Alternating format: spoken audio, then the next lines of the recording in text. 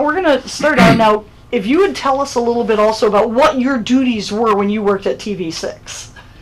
Well, when you say what my duties were, it depends on what time in my career you're talking about. Because when I first came to Channel 6, it was WDMJ TV.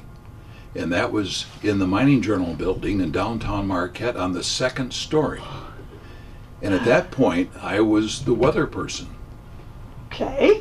And the weather back then was much different from what Carl Bonack does today. We had a lot of handwritten stuff that had to be shown on charts. Goodness.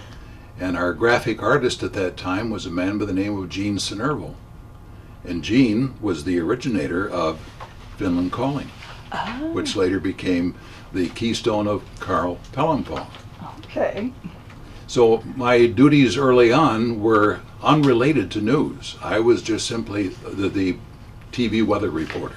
Had you gone to school to learn weather, or did you just say, I'm willing to do it? I started out in high school working part-time at a radio station. And when I graduated, I found that I enjoyed the work. No, I did not go to school for it. Okay. I think a lot of people early on didn't. No, because at that time it was an area you could go into, and depending on your natural ability and your eagerness, you could prosper and do well. But in this day and age, when young people come to me and say, oh, I'd like to enter broadcasting, you have to be more specific.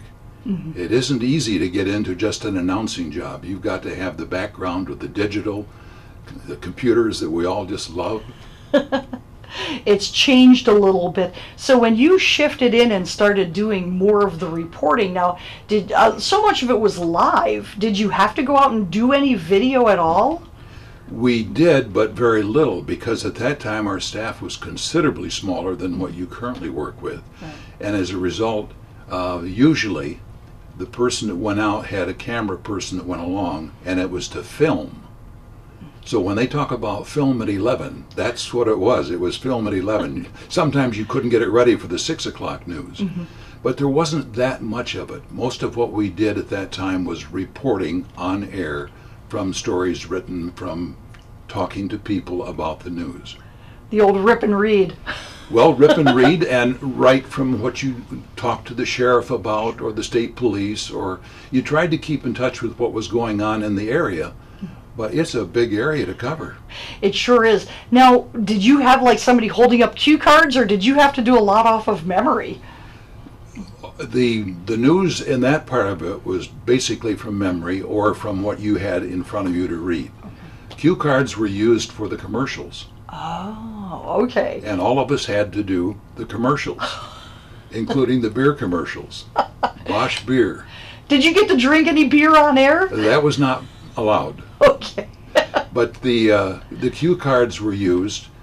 We had no such thing as an electronic teleprompter. It was a roll with paper that you cranked, or somebody cranked, and you hoped that they kept up or stayed where you were.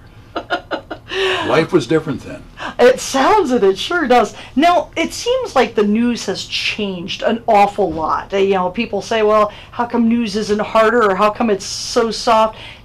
How do you feel about, what was it like when you had to cover a news article back in when it first started? What kind of stories did you cover? Well, you covered primarily those that were of a more regional basis. Mm-hmm. There wasn't the time to spend on the local issues that you have when you have a staff that you can go out and attend different meetings and do that. And so news has changed today because people with computers, with their cameras, with all of the tweets and the stuff like that, it's gotten to the point where you have to be factual. You've got to be able to say that what I've got here is up to date and current, because it can be verified or debunked so quickly just by what other people have seen and have registered. Sure has changed, and it's so fast now. Very fast. Back then, one of the persons that I worked with quite closely was a young man at the time who had worked in the mines, and Bruce Sorry was his name. Bruce was the cameraman and did a lot of the filming that we did, and it was always interesting to do it, but we just didn't have the time or the energy to go where you needed to go for some of the stories. Mm-hmm. Yeah, that's right. It sure has changed. And I think that it would be cool if you could maybe tell us a story or two about what life was like at TV6. Do you have some favorite stories to share? Oh, I could write a book. But I worked with such interesting people.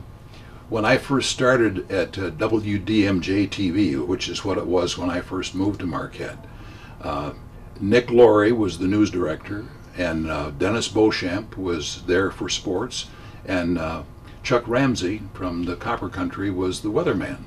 Well, Chuck and I traded jobs. I came up from down below, and he went down to Green Bay and spent quite a few years there. And the stories that I have, especially when you're trying to do commercials, they tried to do a car commercial on the top of the Mining Journal building, and that was a challenge. And we also had kids programs, and so a lot of times you're doing your news, getting ready for it, and there's a kids program going on. You have heard of Darby 06? Sure. Roy Peterson, a Northern graduate, but he was working out there. And there were times where between the camera people tripping over getting out of the kids set, it made the news rather interesting. One night they gave me the standby because I was going to be doing the news, and the scene behind me, which was a Capitol building, fell on me. And this is before they said, "You're on." So quickly they came over, pulled it off of me, and then said, "You're on." And there you are, trying to talk about a terrible story in the world and keep a straight face. It's not easy. No. And that's only one example. It sounds like it was something that, really kept you on your toes. Did you like working there? Oh, I did. I found it fascinating. Stan Albeck, who used to be the coach of the NMU basketball team, worked as the sports director for a period of time when we moved to the building that you're currently in. Yeah. And so between the people that I met, Roy Peterson, who was Darby 06, and Carl Pellempaugh, and just so many people, it was a joy to go to work.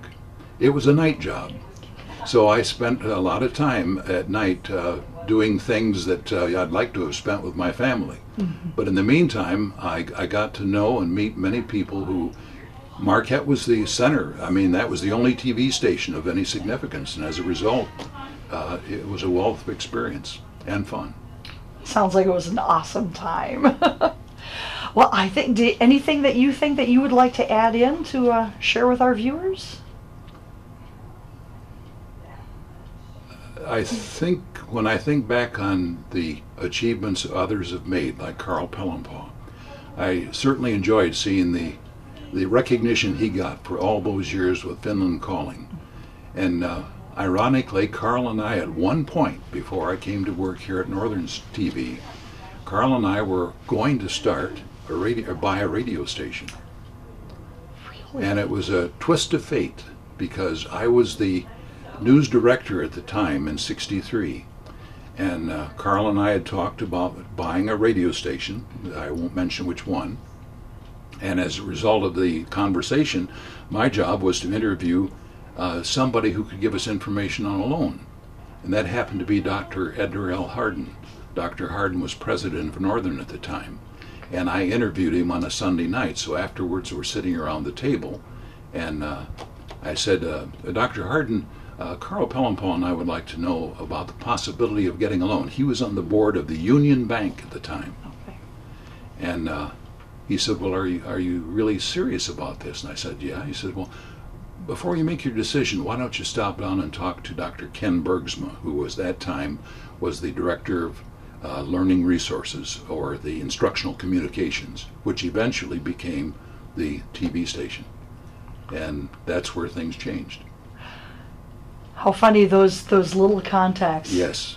And it just... Carl stayed there and had a lovely career. Mm-hmm. And I'm here and enjoying my career as well. Oh, fantastic. Would you do me one more favor as we get ready to go? And this just sort of popped into my head, but I think it'd be kind of cool. And I don't know if they're going to use these or not, but would you want to do a happy anniversary thing for us, like just a happy anniversary TV6? Sure. And... Look at the camera? Yes, please. Okay. I'm Bruce Turner. I've had an interesting history with TV6, and I wish them the best on their 60th anniversary. Beautiful. You are a natural, sir.